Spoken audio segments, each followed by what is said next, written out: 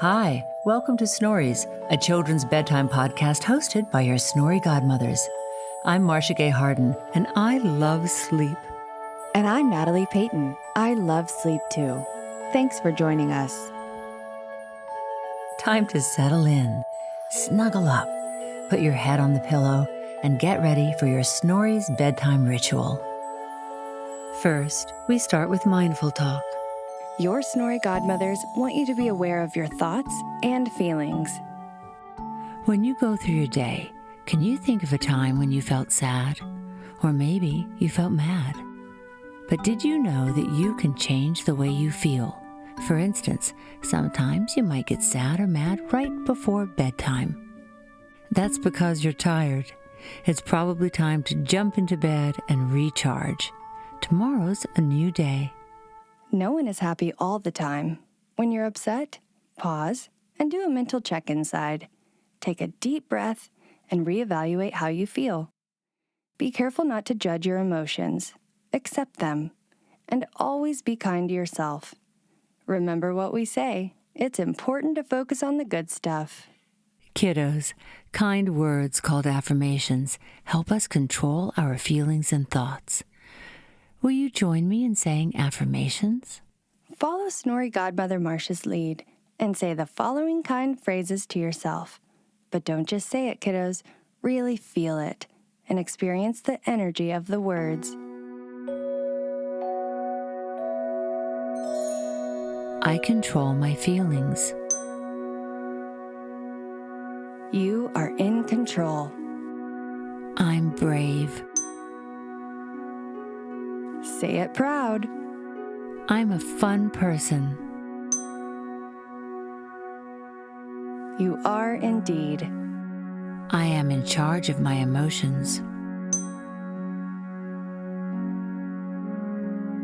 That's very insightful, because here's your Snory science tip. Did you know that we make sense of our emotions and what we feel during the day by dreaming at night? Dreams help make sense of all the things we learn and experience each day. When you get enough sleep, you can take charge and have more control over your emotions. You have the power. I protect myself. Your Snory godmothers always want you to feel safe and protected. To do so, you must stay alert. In this Snory, Little Red Riding Hood, you will hear about staying safe and protected.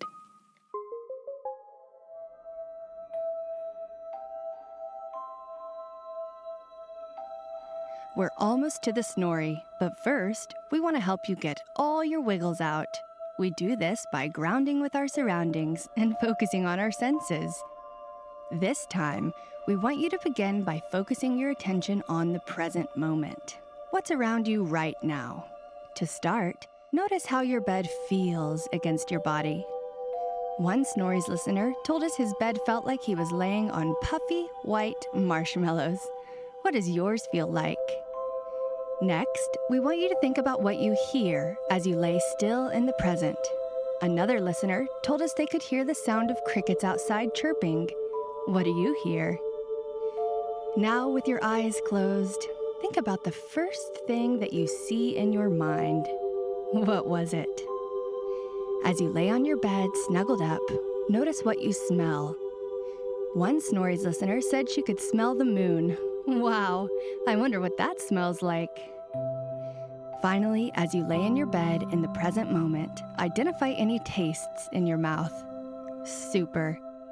Now that you're grounded and your imagination is turned on, it's time to enjoy the Snory.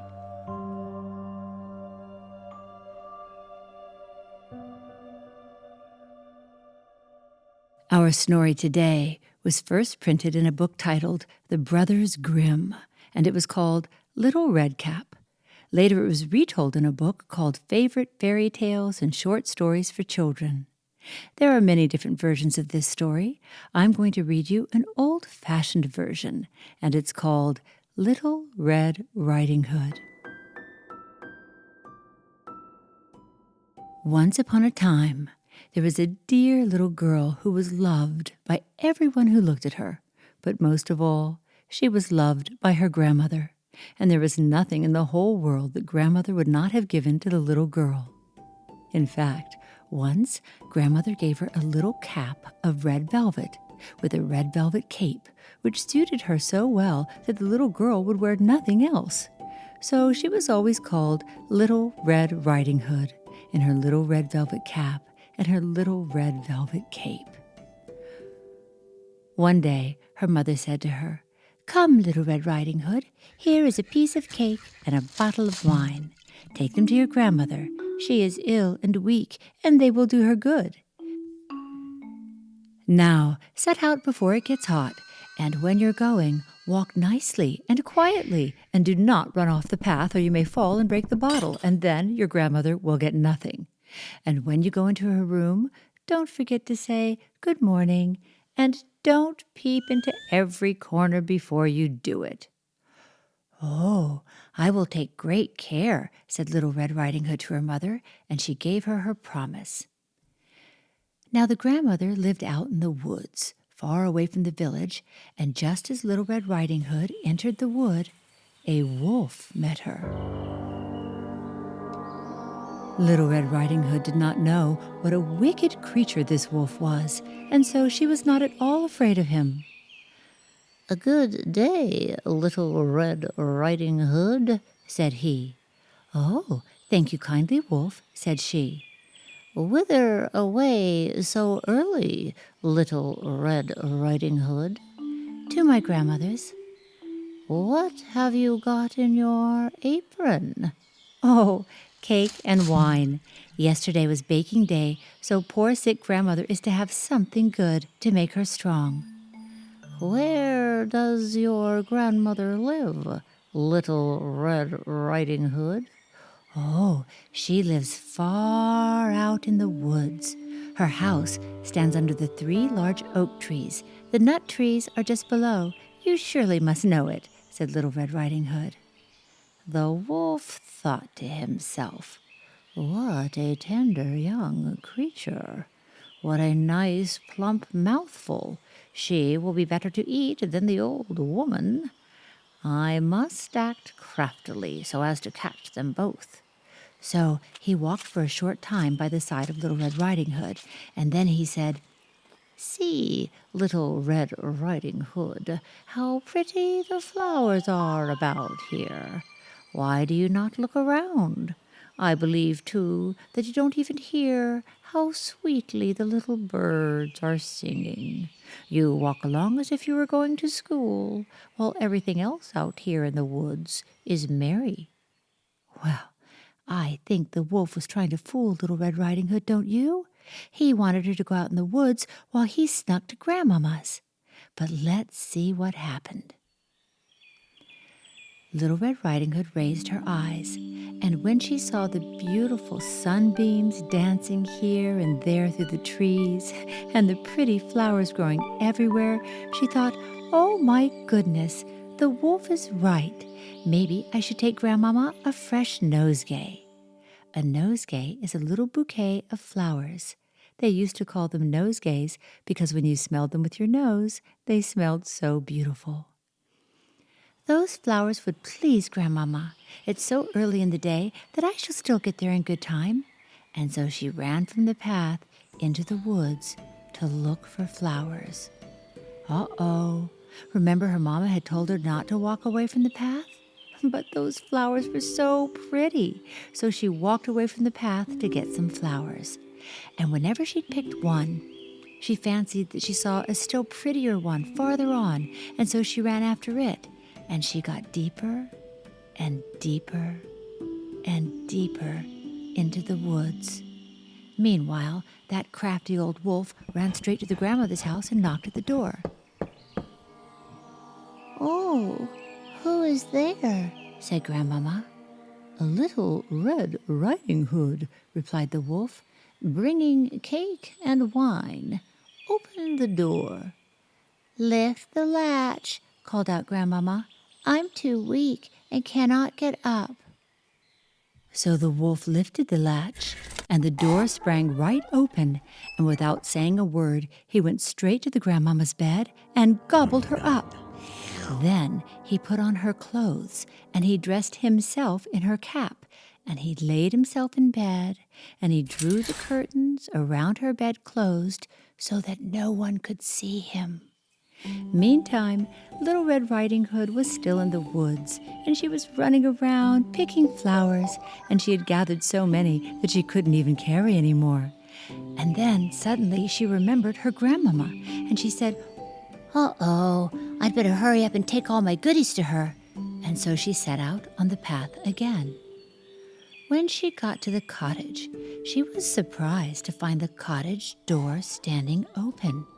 And when she went into the room, she had such a strange feeling that she said to herself, "Oh dear, how uneasy I feel today. And at other times, I just love being with Grandmama so much. But today, something feels wrong." She called out, "Good morning," just like her mama told her to do, but she received no answer. So she went to the bed and drew back the curtain, and there lay her grandmother with her cap pulled over her face and looking very strange. But was it her grandmother? Oh, we know the secret. Let's find out. "Oh, Grandmother," said Little Red Riding Hood, "what big ears you have." "The better to hear you with, my child," was the reply. "But, Grandmother, what big eyes you have," she said. "The better to see you with, my dear." "But, Grandmother, what large hands you have." "The better to hug you with." "Oh, but Grandmother, what a terrible big mouth you have." "The better to eat you with." Ha ha ha ha ha.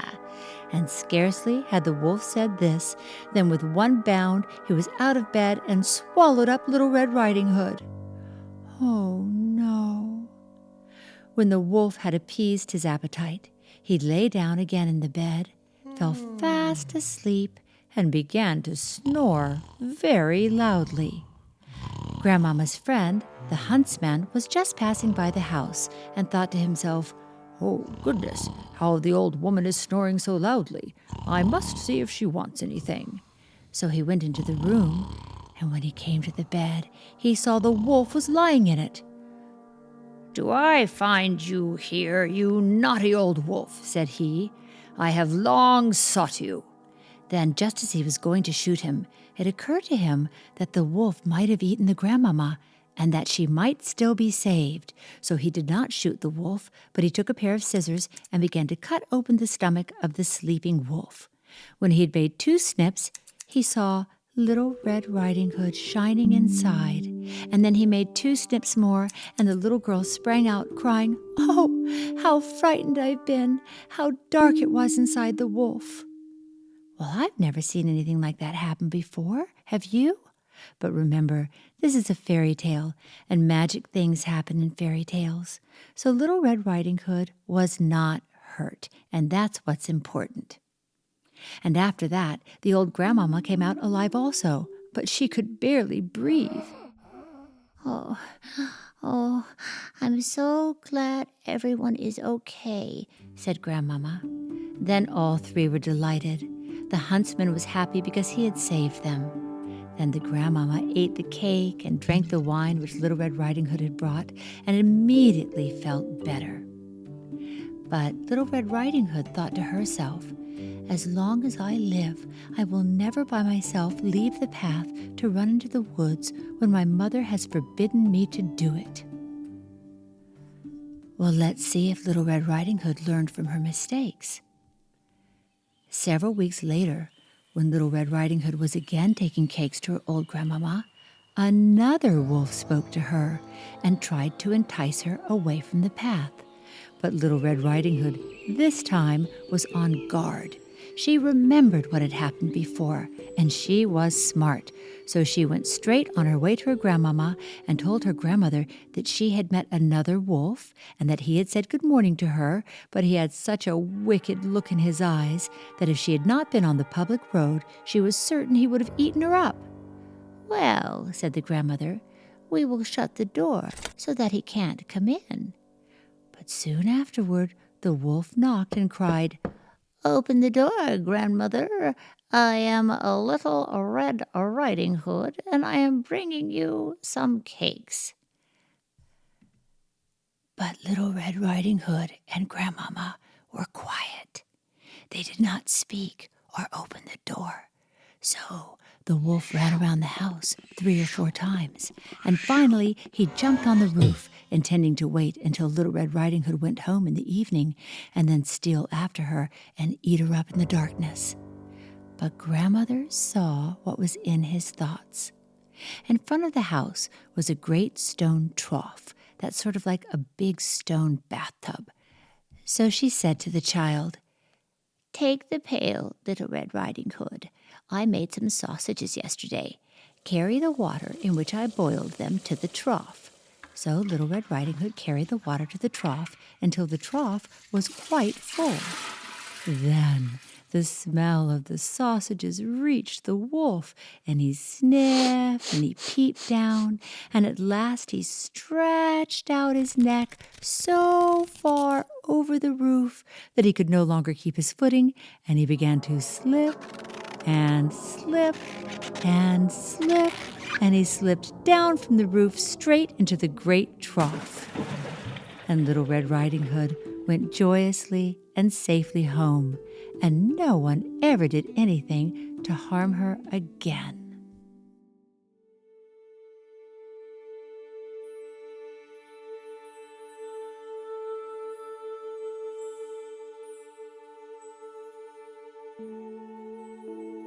Now it's time to calm your body down. Take a deep breath in through your nose, filling your tummy like a big balloon. And breathe out slowly through your mouth. Your body has done so much for you today. So we're going to scan through each of your body parts and switch them all off so they can go to sleep too. This time, let's start way down low at the base of your body with your little toes. Gently wiggle them and switch them off. Now your feet. Rub them against your sheets and switch them off. Feel your ankles, then switch them off. Breathe in. Feel your weight on the bed. And breathe out. Now focus on your calves and switch them off. Think about your knees, who have helped your legs all day, and switch them off. Breathe in and breathe out.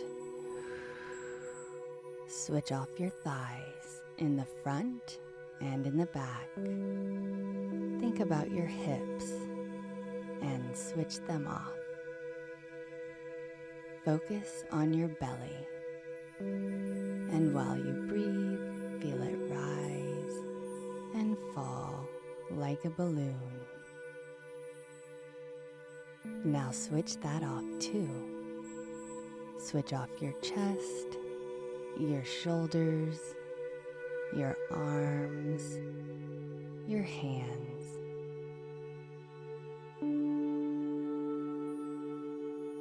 Keep breathing.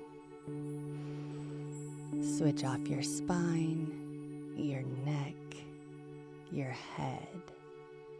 Then switch off your face. And remember to switch off your jaw. Switch off your mouth, your nose, your cheeks, and your forehead. Switch off your eyes and your eyebrows. Be still and be calm. You have switched off your whole body. Slowly take one last deep breath in and breathe out. Observe how your body feels. And now your whole body is switched off, and you've calmed your body down.